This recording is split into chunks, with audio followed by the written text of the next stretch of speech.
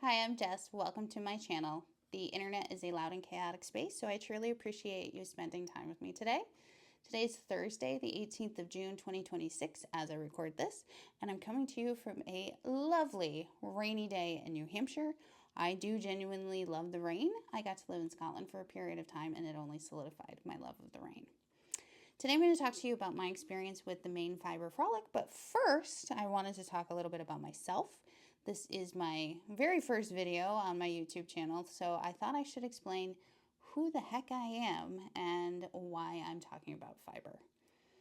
I think it's very telling what a person mentions first when they are talking about themselves, and so I'm going to start with the thing that's most important to me. I'm a dog mom. I'm a dog mom to two Basset Hounds. They are brother and sister from the same litter. Their names are Josie and Runner. I'm going to share a photo, my favorite photo of them. This explains their personalities so well. Josie is the one sitting on her brother's head. This picture was taken a very long time ago.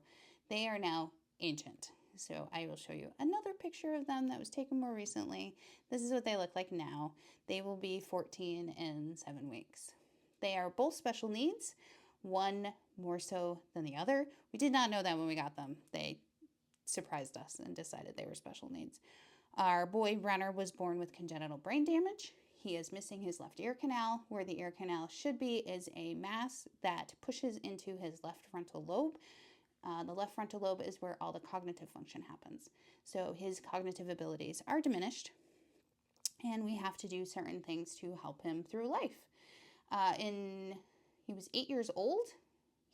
So about 6 years ago, he was diagnosed with cognitive decline, which is something similar to Alzheimer's in humans. He will live forever because he does not know what's going on, and he is the happiest dog I have ever seen in my life.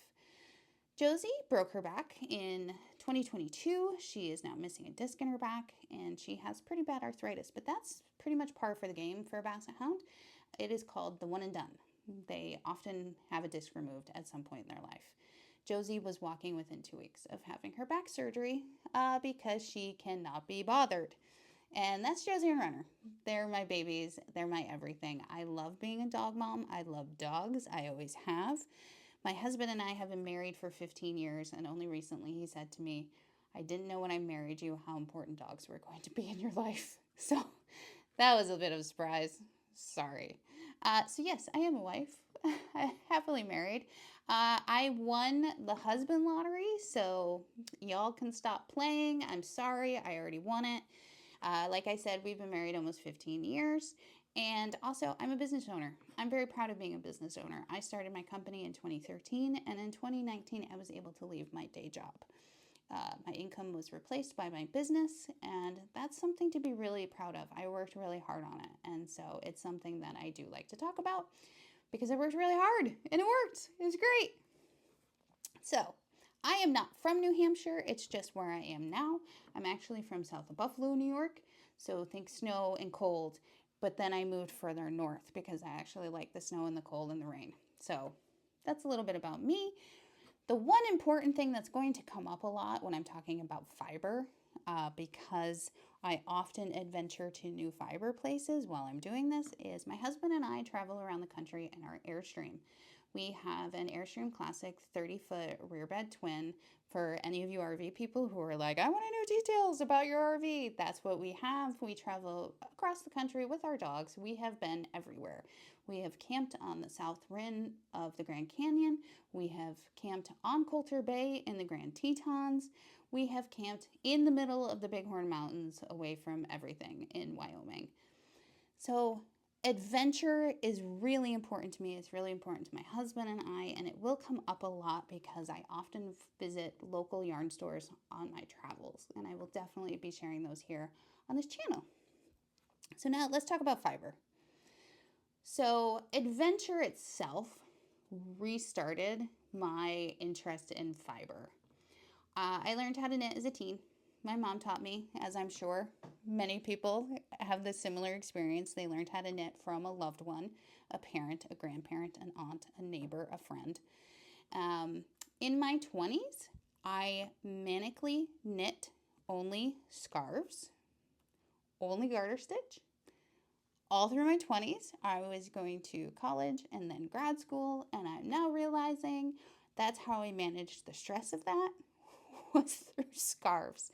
And it was only using Lucky Brand yarn, the biggest needles, like knitting needles that would be made for a T-Rex if their arms could get close enough to each other. That was all I knit in my 20s. And it was great. It was great for managing stress. In my 30s, I decided it was time to learn how to purl. And remember, only garter stitch. I was only knitting, no purling. And so I thought I would teach myself how to purl in my 30s. It did not go well. It did not stick. The 30s were a really turbulent time for me in my life, so I don't even know why I tried that. I did not have the brain space for that. But it finally stuck about a year and a half ago. And this is where adventure comes in.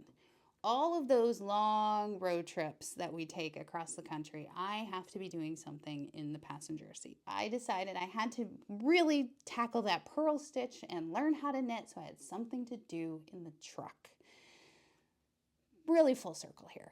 So that's what restarted my fiber journey. And now I'm doing this channel to document me really learning how to knit in my 40s. As I'm sure you watching this have experienced, there are many YouTube channels out there of incredible, experienced knitters. They have immeasurable knowledge when it comes to fiber arts, and there's so much to learn from them. But I think if you watch them all too much as a beginner knitter, you can start to feel overwhelmed. And you can feel like there's just so much to learn that you'll never catch up. And so I wanted to start this channel to give new knitters like myself a calmer space to interact and engage with fiber in a less overwhelming environment. Not going to be talking about German short rows, not going to be talking about steeking or felting. I'm not there yet. I will get there now that I tackled that purl stitch. So I want new knitters to feel like this is a safe place to be. We're on the same level. We're both learning together. But I'm also hoping experienced knitters will join us on this channel because I am learning. I want to hear you in the comments. If I say something wrong, if I do something wrong, please tell me because I want to get better at knitting and I want to learn from people who have done this before. So all are welcome. I hope you find this a safe and calm space. So that's me. I'm Jess. I'm just learning how to knit, and this is my journey. Let's talk about the Maine Fiber Frolic. The 2026 Maine Fiber Frolic took place on June 6th and 7th at the Windsor Fairgrounds in Windsor, Maine. I attended on Saturday, June 6th. Now, we need to talk about location here, because in case you haven't been to Maine, you may be thinking right now, lobsters, lighthouses, sailboats. As someone who lived in Portland, Maine for a while, this will come up a lot on this channel. I've lived in a lot of different places. I did my grad school in Portland, Maine. I did get to experience all those things. Going to grad school in Portland, Maine was one of the best things I've ever done. I got to experience Portland, the lighthouses, the lobsters, the sailboats, all the wonderful things about Maine. Windsor, Maine is central Maine. That is not the lighthouses, the lobsters, and the sailboats. Central Maine is in there. The people that I used to work with in Portland, Maine used to say there's nothing north of Portland. That is entirely untrue. I feel that Maine just starts after Portland. But there is a difference between the beautiful coast and central Maine. Central Maine, you're getting into more of the forested and not as populated regions. So you have to think about that. Now, let's talk about the festival itself and the main point of this video. Was it worth it for me to go to the Maine Fiber Frolic? Because I will admit, when I heard there was a fiber festival in Maine, I thought it must be really small, especially in central Maine. It is up there. It is away from the coast. This must be a small festival. it was over a 2-hour drive for me. So I really had to consider my festival strategy in order to decide whether or not it would be worth it to attend. So let's talk about my fiber festival strategy. First thing that I do when I hear about a fiber festival is I download the vendor list to look it over. Here are the questions that I ask about the vendor list. Are there any big players attending? I'm talking about a Spin Cycle, a Miss Babs, a Wandering Flock. Who are the big vendors attending?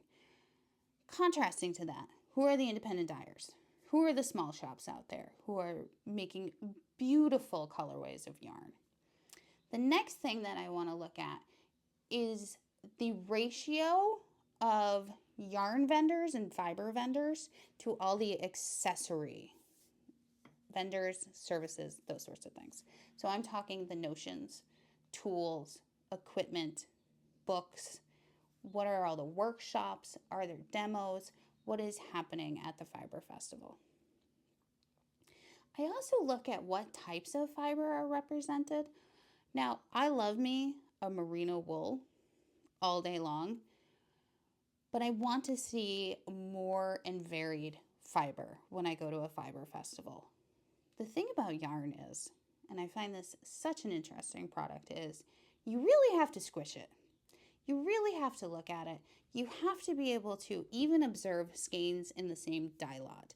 This is a very tactile hobby, and you have to have the opportunity to go and feel it and squish it. So in looking at the vendor list, I want to see what types of fiber are represented. The second thing I look for in my fiber strategy when it comes to festivals is the vibe. Vibe is really important to me. It occurred to me early on in this resurgence of my fiber journey that the fiber community is a really cool place to be. So when I'm looking at a fiber festival and attending a fiber festival, I want to hear what the vibe is. Community and gathering is a valid reason for going to a fiber festival. Now, when it comes to vibe, this often applies to the bigger festivals. I'm talking Rhinebeck, Maryland Sheep and Wool, those sorts of things. But still, one of the things I look out for. Now, the third part of my fiber festival strategy, and probably the most important one, is will this festival move my knitting goals forward in some way? If it has not already come across in this video, I am an incredibly type A person. I am goal-oriented. As I mentioned, I'm a business owner. I'm a successful business owner. I've been running my company since 2013. The only way I feel to be a successful business owner is to be goal-oriented. When you are an entrepreneur and you're running your own business, you are your boss. There's nobody there telling you what to do or giving you a deadline to get it done. You have to be focused on your goals and interested in achieving those goals. So that's me. I'm a goal-oriented person. So those are the three things I look for when I'm thinking of attending a fiber festival. Now, let's talk about Maine Fiber Frolic itself. So the first thing that I want to talk about right off the bat is the size of the festival. Because again, when I heard that there was a Central Maine Fiber Festival, I thought, there can't be anybody at this festival. I was wrong. I was super wrong. There were over 80 vendors at the Maine Fiber Frolic. And the selection of vendors was varied. Let's break it down and get into it. First of all, types of fiber. Very well represented. Yes, you had all different types of wool, all different types of breed of sheep. That was definitely there. There was also alpaca. There was Angora rabbit. And I want to talk about this specifically because I have attended several fiber festivals now. I was impressed by the Angora rabbit turnout. I had not had the opportunity to experience an Angora rabbit fiber. That's a tricky one to say. So I appreciated the opportunity to experience there. And yes, you had mohair, all of those sorts of things were there. I felt the fiber representation was good. Indie dyers, definitely. Beautiful indie dyers. Colorways are astounding. I want to give a shout out to Nightingale, who is an independent dyer. She's here in New Hampshire, and the reason I want to give her a shout out is she names her colorways after famous nurses in history, and I just think that's super cool. So that is the independent dyer contingent that was at this fiber festival. Top notch. There was needle felting, gorgeous needle felting. There was a children's book author there who needle felts her books, which I think is a tremendous idea. Talk about a sensory experience for a young reader. I thought that was wonderful. There were some great project bags. I really like the intersection of sewing and fiber arts. So many cool things happen, and the project bags were really great. Lots of roving. You could look at fleeces, you could bring fleeces, those sorts of things. That was definitely happening. I want to make a note of weaving. I am not a weaver. I know nothing about weaving beyond it looks really cool. So I can't speak to any of the weaving or weaving adjacent items that were at this fiber festival. I know they were there. I was aware of them, but I can't speak to them to any depth. One thing I do want to make note of in terms of vendors. The ratio of fiber vendors to tool vendors and notion vendors was off. I felt that there could have been more tool and notion vendors at the festival. I saw one maker of tools, wooden tools along the lines of like a Katrinkles, and one vendor there doing stitch stoppers, cords, those sorts of things. So that ratio felt a little bit off. I would have appreciated more of those auxiliary vendors there. There was a used equipment sale. I think that's a great way to try out new things. But I also want to talk about the used book sale that was at Maine Fiber Frolic. I love books, if that's not obvious. I learned how to knit from a book way back in the day after my mom showed me how to cast on and garter stitch. In my resurgence, I actually had a book, learned how to knit, and that's where I learned how to purl and taken off since then. So I always enjoy a used book sale. It's a great way to discover new knitwear designers at a lower cost.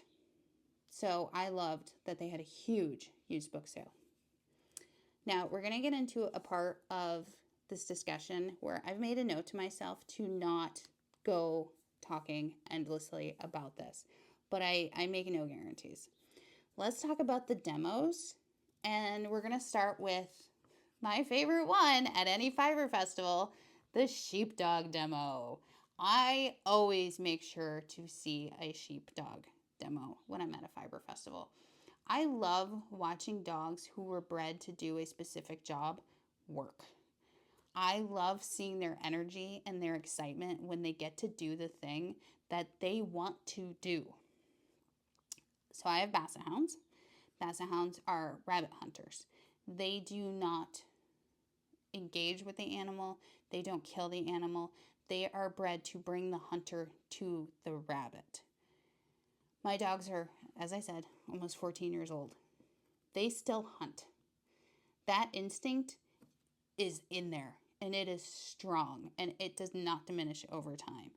I love watching them hunt. Basset Hounds are scent hounds, so they are following a scent. They are not looking up to follow their prey.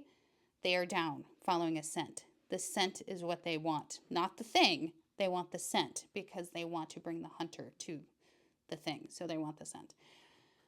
Our dogs have been skunked. That has definitely happened.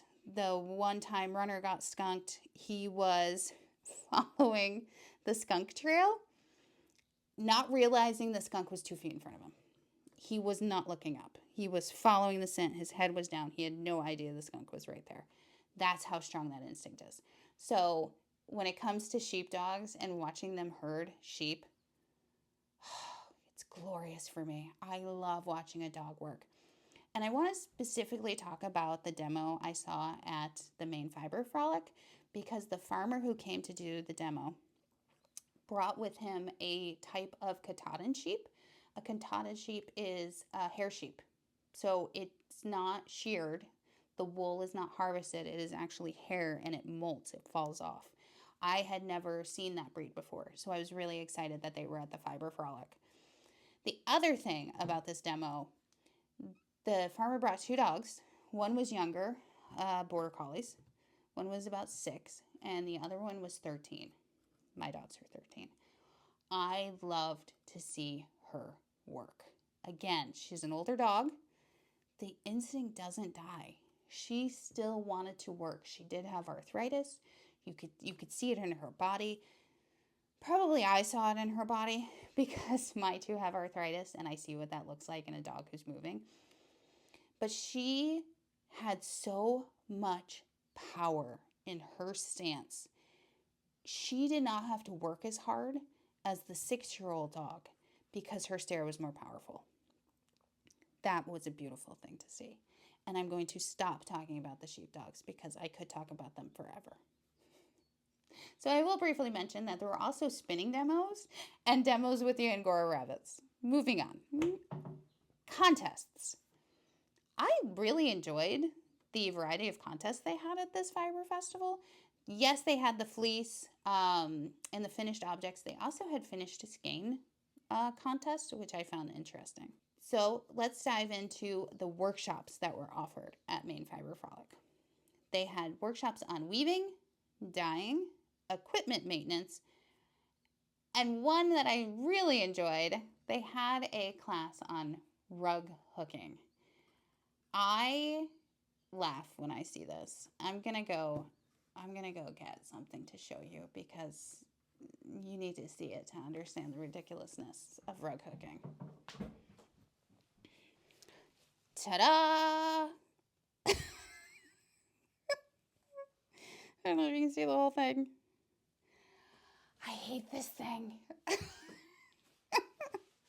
So, I did rug hooking when I was a kid. I did like an 8x10 kit that was Big Bird, and most of the canvas was just yellow because it was Big Bird. And I remembered loving it. Again, my fiber journey started really young. Started with Big Bird, latch hook rug hooking. And so I saw the class for the rug hooking and I had to laugh.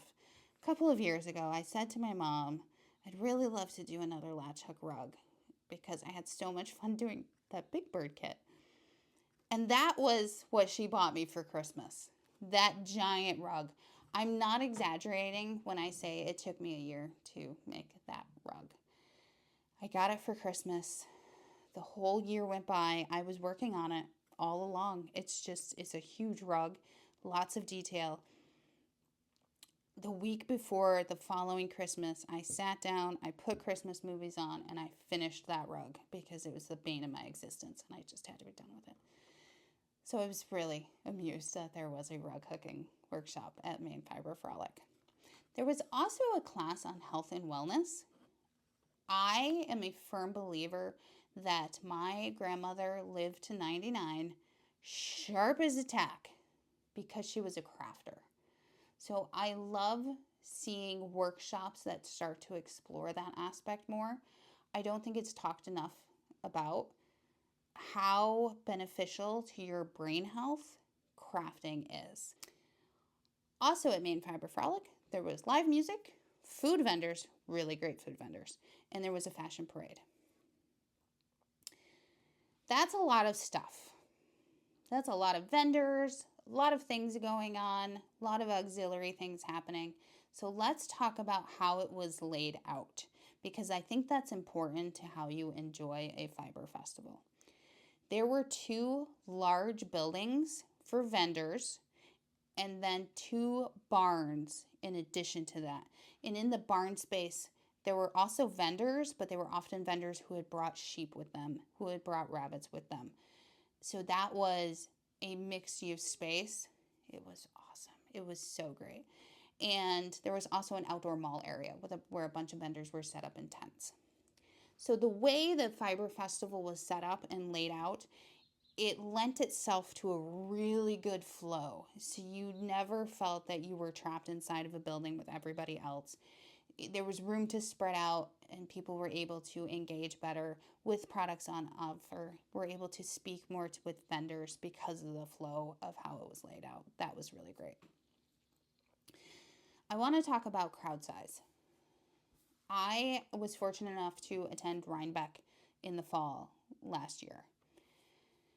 Now, I want to talk about that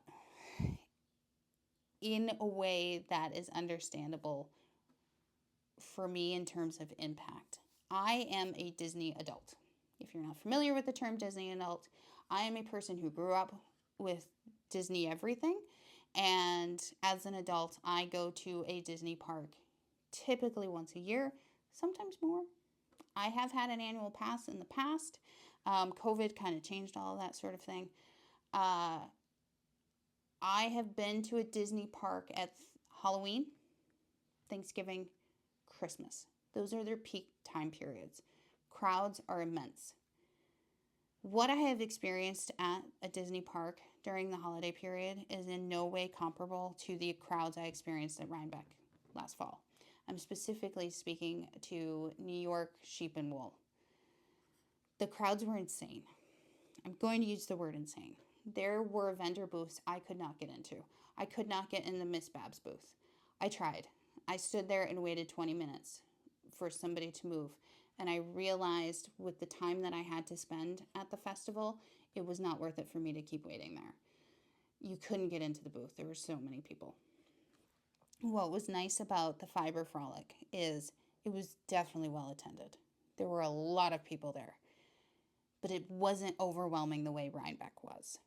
And so that's going to be very important for what I want to talk about next. And what we're going to talk about next is, why did I decide to go to the Maine Fiber Frolic? Well, it's pretty simple, actually. Farm yarn. I'm apparently in my farm yarn era. I did not know this was going to happen, but I'm glad it did. When I started knitting again, I purchased my yarn, probably like so many of you, at Joann's. May she rest in peace. I was not aware of the different types of yarn. That is now a topic of interest for me that my husband very much regrets, because I will talk his ear off about different types of yarn, how it's spun, why it matters how it's spun, what the crimp is, what the staple is. We'll just go on forever.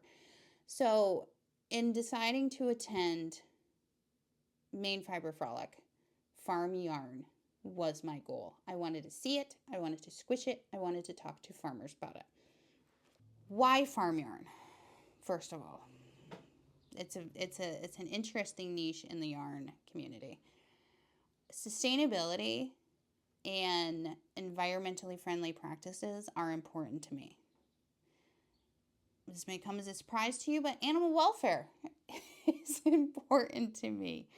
I want to know that the animals that made the fleece that I'm now working with are being treated kindly, fairly, and with love.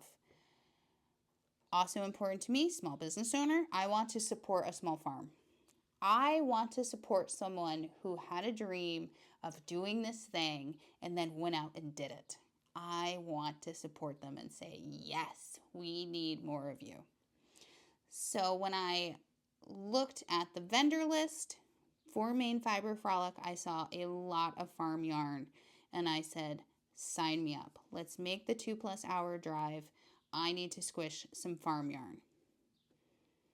Now, the whole point of this video was it worth it for me to drive up to Windsor, Maine to squish some farm yarn? Let's see what I picked up and see if it was worth it. Let's start with a very exciting skein that I brought home. I wish you could feel the lanolin that is still on this yarn. This skein is from Wing and Wool. Wing and Wool is a homestead in Dexter, Maine. And I want to point out that it is a homestead because they actually grow food that they offer through CSA programs in their area, which I think is very cool. Ashley was the founding farmer. I got to speak with her directly, so I heard all about how she harvested this wool, spun this wool, and then dyed this wool. This is hand spun. You can see the variations in the ply as you go through the skein. And again, like I said, you can feel the lanolin on this. As soon as I touched this, I knew I needed to make a hat with it. I want to test the water-resistant abilities of the lanolin that's still on this wool. I am outside a lot in the winter with the dogs, and sometimes in New England it can start to warm up, so when the snow hits you, it's actually mostly already melted. So I'm going to put this to the test. I'm very excited about it. This is a worsted weight, and it's from the sheep named Pam. I love that I know what sheep it came from. That is wonderful to me. So this is from Pam. Thank you, Pam. Next up, I want to talk about this squishy goodness. This is Cormo and Kid Mohair from Cattywampus Farm in Minot, Maine. They have Angora goats, Heritage Jacob sheep. They have a few Romney sheep, or Romney ewes, and they have Cormo. This is sport weight, 200 yards per skein. This is the natural color of the fleece. This has not been dyed. So this is what the fleece looks like coming off the sheep. This farm has their own fiber mill. So they are growing the fleece, harvesting the fleece, and then spinning it themselves in their fiber mill. Important to note, this year was their last Maine Fiber Frolic, which I'm very sad about because this yarn is amazing. It is wonderful. It is gorgeous. The owners of the Cattywampus Farm were actually recruited as healthcare workers to Nova Scotia. So they will be leaving their farm, which is very sad. But I wish them the best in Nova Scotia. I think that's awesome. An exciting adventure. I wish them well. Next up, something I was very excited to find. This is Farthingstone Farm in Fayette, Maine. Kelly is the farmer there. Her flock is entirely Shetlands. As I mentioned, I got to live in Scotland for a period of time. Shetlands hold a special place in my heart. This is a DK weight in the colorway Night Violet. It was dyed by Kelly. This is all hand dyed by her. And it's from the sheep Hazel. It's going to kill me to know the sheep that my yarn came from. I'm going to love that so much. And I looked up on their website. You can go on the Farthingstone website and see the sheep, and they have little bios. Hazel is shy. She's one of their shy sheep, and I'm just going to love this so much. The colorway is beautiful, and the squish is next level. So that's Farthingstone Farm. Now, I had nearly left the festival when one more vendor caught my eye.